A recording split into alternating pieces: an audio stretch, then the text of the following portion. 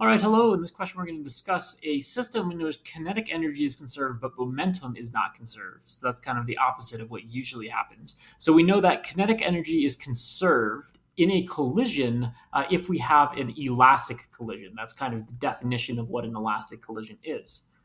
So we need to have an elastic collision for kinetic energy to be conserved. However, if we just have an elastic collision kind of with two balls in space, then we're not going to have momentum being unconserved because momentum is always conserved in that way.